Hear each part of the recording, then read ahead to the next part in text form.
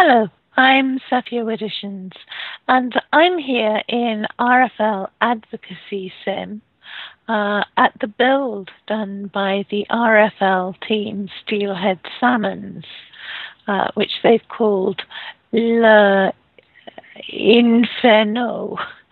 And it's absolutely gorgeous. And I'm joined here by Stingray Raymaker, who is the American Cancer Society Director of Second Life. Welcome, Stingray. Hi. Thank you. Thank you for organizing this, and thank you for having us, and thank you for showing your viewing audience the beauty that all of our teams and our designers and our volunteers have done for Relay for Life this year. It's a real pleasure, and it's really exciting this year, isn't it? It's very exciting. Lots of reasons to be excited this year. Yes, like the fact that we've passed the 1 million mark. That was a fun day. Yes. We in about April, and we knew that we would do it actually, because of course we keep a tally each year, and when we added it all up, I think in March we said, you know what, if this relay does, what we average each year, we're going to pass that $1 mark no matter if but when. And we kind of had our own little side bets on what we thought about doing a pool. Yes. Yeah. And then we would say, well, we could actually do the pool and make it into a fundraiser even. That's right. People pay to pick a day, and we'll make more money off of it. But it hit, and the American Cancer Society, we put out a press release to both the real-world media and as well as the in-world media, blogs, TV stations, radio stations, and such. And we made a big deal about it, and conveniently, the Halfway There Fair was going on right around that same time, and so we did a $1 million hour during the Halfway There Fair, where myself, Mama P, and Dwyn, we, I guess you could call it celebrity DJ or guest DJ'd for the Halfway There Fair, and we just had a lot of fun with it. We talked to a lot of our teams, we talked to a lot of our volunteers, we brought them up on stage, a lot of the ones who have been there from the beginning, or at least, for the last 3 or 4 years, and just talked about what got people involved with Relay and what made them stay. That's fantastic. That's great. And there's another important total, isn't there? About the total this year.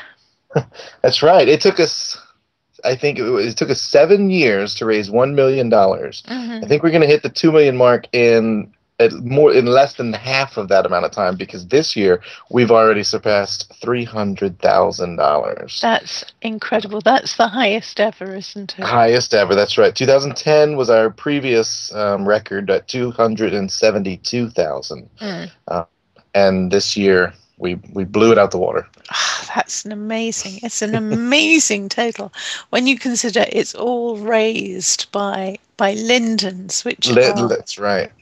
That is right. And $1 at a time. Amazing. So tell me, how did you come to get involved in Second Life in the first place? It's a funny story. When I first ever heard about Second Life, I was working for the American Cancer Society, but I was not in the position I'm in now. I was in the New Orleans office, and I worked with Relay for Life volunteers there. And we were just talking in the office, and somebody said something about, have you heard about this weird virtual world thing? And something on a computer, and I mean, nobody could really define it. They had just maybe read something about it, and so we got online, and I created this avatar, the Stingray avatar. Right. And I stayed in for a little while, but I didn't really meet a whole lot of people, and I didn't know anyone from my real life who was also in Second Life, and so I lost interest, actually. And then about a year and a half later, I had been promoted up to where I am now, and the Relay for Life of Second Life had been going on for those couple of years, and had grown to the point now to where they, you know, the American Cancer Society saw fit to say, we need to put in a Relay for Life specialist to come in and work with the volunteers because the relay has grown, it's big, and they need a real life staff partner. Right. And so I quickly volunteered. I said, I remember it. If this is what I think it is, I might actually already have an avatar. I'd have to go back and look in my... And so I dug through my email to find out what my username and password was. I logged in, and of course I was still in my newbie skin and newbie clothes and newbie shape. And I met, the funny thing, I met Fayandria Foley, who was the chairperson at the time. Yes. And I just walked up to her and on the ACS Island at the time.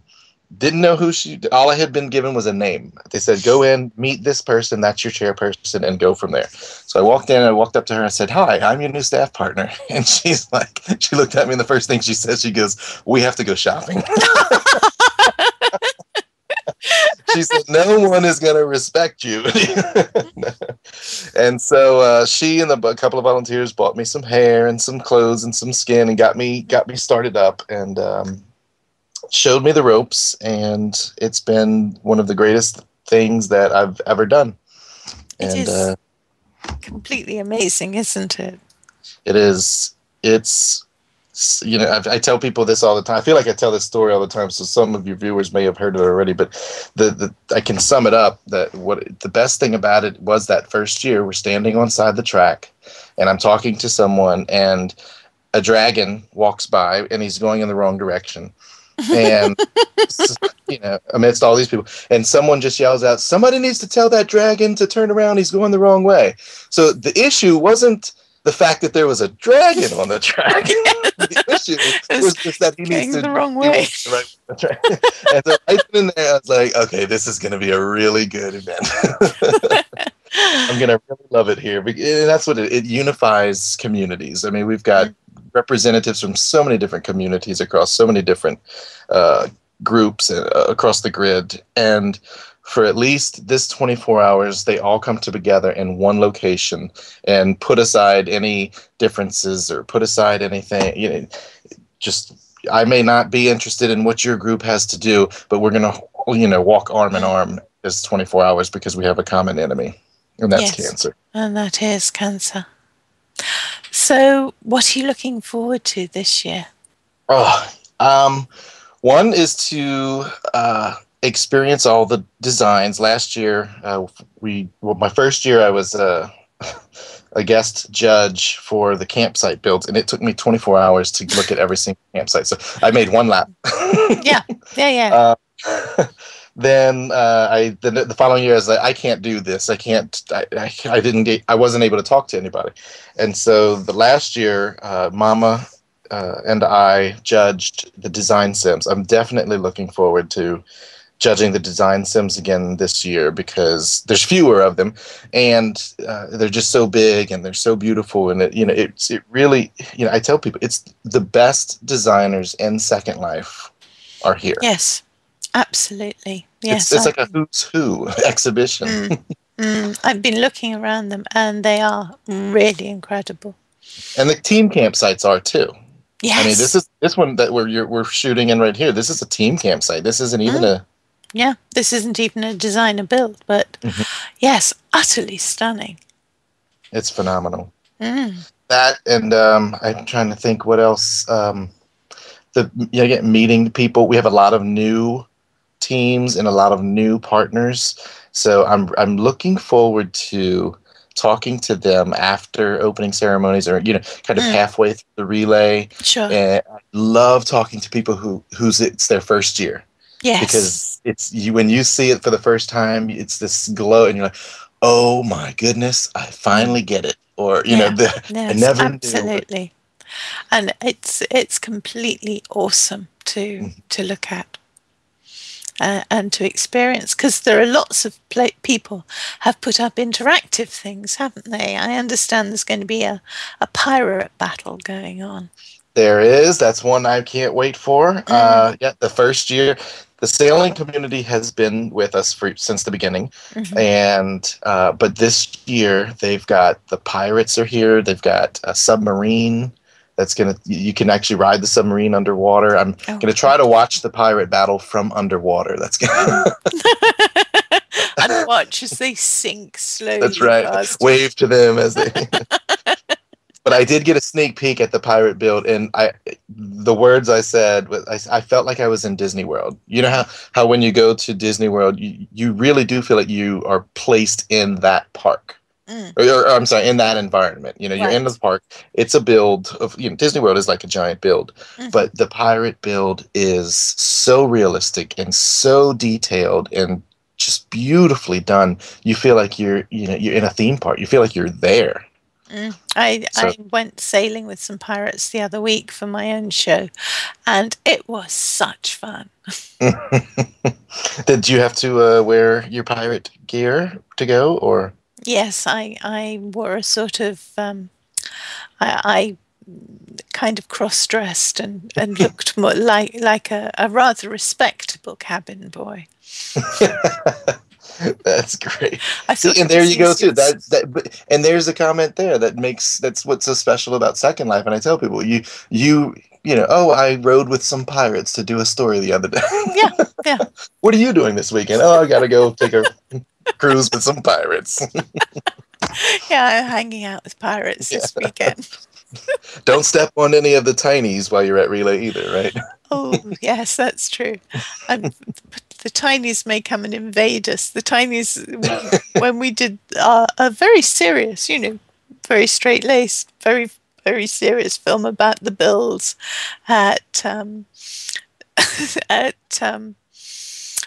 it wasn't that straight-laced. We had the Grendel's avatars who make all these fantastic dragon and raven and strange monsters and every animal you can think of and fish. They make all these avatars, and we looked at their build, and then we went and looked at a really fun tiny fairground.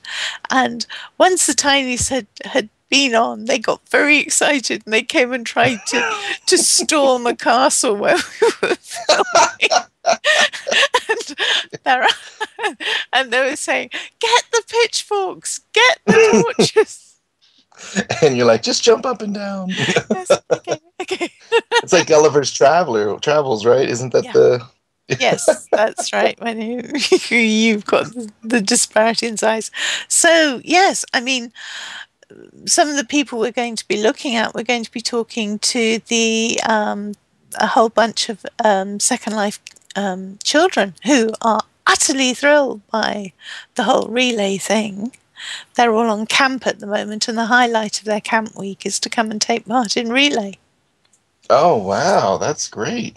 And that's teenagers, or is that the child avatars? That's the child avatars. Mm-hmm. They've been with us for a while as well. And again, it speaks to that comment I made about just bringing in all the different types of communities and different people, and giving everyone that same opportunity to do something, because cancer doesn't care. It doesn't care if you, and Second Life gives everyone an opportunity to express themselves in a way that they could never do outside of Second Life. Like you said, if you wanted to be a tiny, if you wanted to be a child avatar, if you want to be a dragon, if you want to be a pirate, if you want to be an elf, a fairy, a furry, anything. And absolutely anything goes.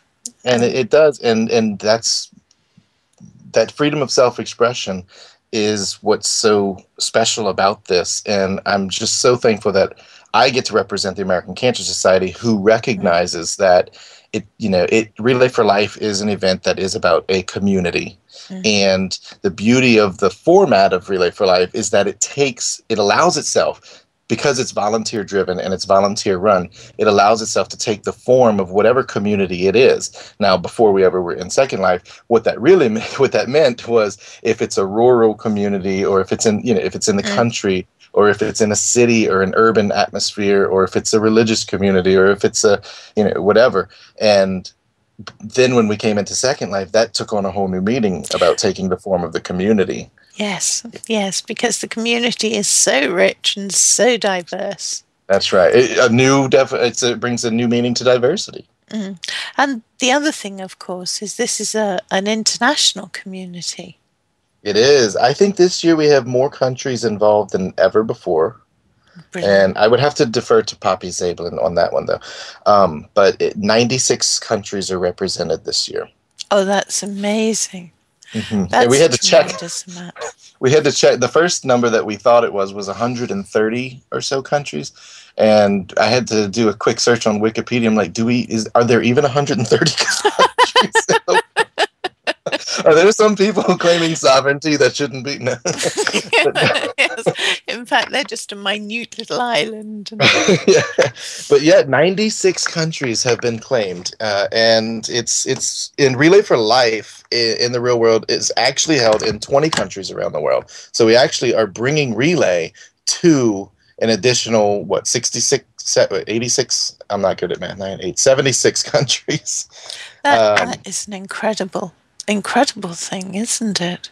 It is. Have you seen the landing area where the entry to Relay for Life on the Relay for Life sim? I haven't yet, but I'm going to be doing a nice gentle jog around the track tomorrow. So this is the sim that's in the center. So it's not. It's right. Where people will TP in. Go if you would. I mean, if you want to, not to direct the show, but go and shoot at some B-roll or something. Shoot some of that because every flag is there. Every flag from every country is there, and it's just the most awe-inspiring visual that you could see that represents who we are. That's fantastic. Yeah, I'll definitely take a look there. That sounds great. So, if you had to single out one moment, one thing that you find exciting and inspiring, what would you say? To pick one.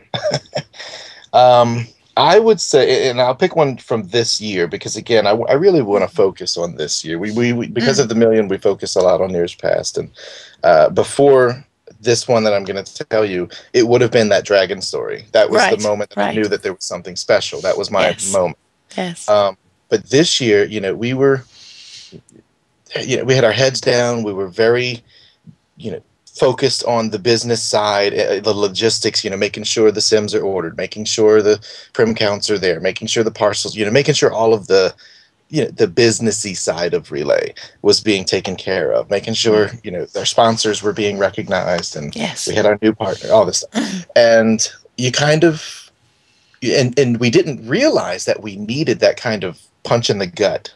That's something that's reminds us why we're so focused on success. And we had in our survivor speaker for the event, for the opening ceremonies, Booted Girl Foxtrot had recorded. We have a YI Relay recordings that volunteers will record, and they tell their story of why they participate in Relay for Life. And hers came in, and it came in and with her message. And she is a cancer survivor who lost her voice as a result of cancer treatment. And so with her YI Relay, she had written that she was just so thankful and, expressed her gratitude that we were able to give her an opportunity to, and she put quotes around it, hear herself again. Because without a voice, she could never speak. And this program, the YI Relay program, she ended up using a text to chat or text to speak service to record it. And so she typed it up. She had the speaking system software speak it while she recorded it, and she uploaded it. And when we listened to that story, she went through her diagnosis. She went through her treatment. She told about what her thoughts, her fears, the people who were there to support her. She talked about what Second Life meant to her during that treatment. She talked about what Relay for Life. She found a community, a group of people that she didn't have to be scared or afraid, and just the inspiration and her spirit of positivity on the other end of this, and how surviving cancer, and even though she had lost her voice, she had a whole new outlook on life, that now she takes those opportunities to take the scenic route. Or somebody calls her and says, hey, we're going to go do this weekend. Yes, I'll go. And so she has a newfound excitement for life. She sees life in a different way. And so hearing that just stopped me in my tracks. And then I immediately forwarded that to the vice president of Relay for Life of the American Cancer Society, and the whole, a large group of people that work for the American Cancer Society in the National Home Office. And I explained to them the story, and I told them, listen to this, and then a lot of them ended up replying back, emailing back, saying, I needed that personally. I needed that professionally.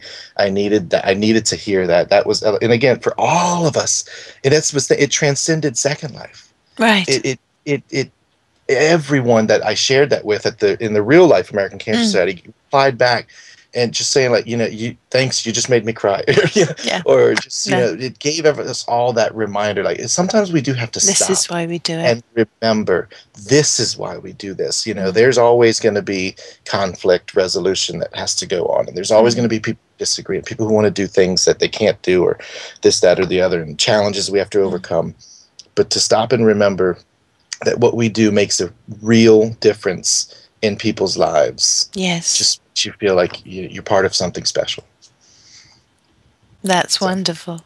Sorry, that was a long-winded answer. Okay. No. That was absolutely great. That's a wonderful thing to hear. But I think we're probably at the end of our time. So I would say. I know. I could speak for 3 hours if you get. Well, I tell you what. I'll give you the times when we're recording live, and if you have a few minutes to spare, say early Sunday morning or something like that, why don't you drop into the studio and have a chat with us? We can do something on air. I will. I'll be delirious at the time, and I'll be excited to do it. Either I'll be delirious and tired, or I'll be hopped up on coffee. Who knows? But I'm sure I'll be emotionally a wreck in a good way.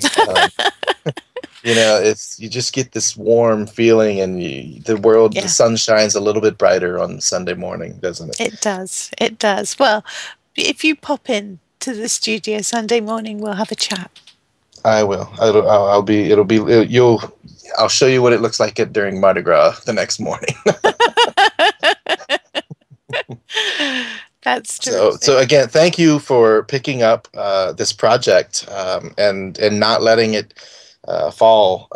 Because it means a lot to us that we have your support, and that you give your viewers an opportunity to experience this. And hopefully, if I could say to your viewers, if you're watching this and the relay's still going on right now, come to the Relay Sim, see what it is. I guarantee you it's one of the best things you'll ever experience in Second Life. That is a promise. I will thoroughly endorse that, and tell everyone to go Relay. That's right. And donate money.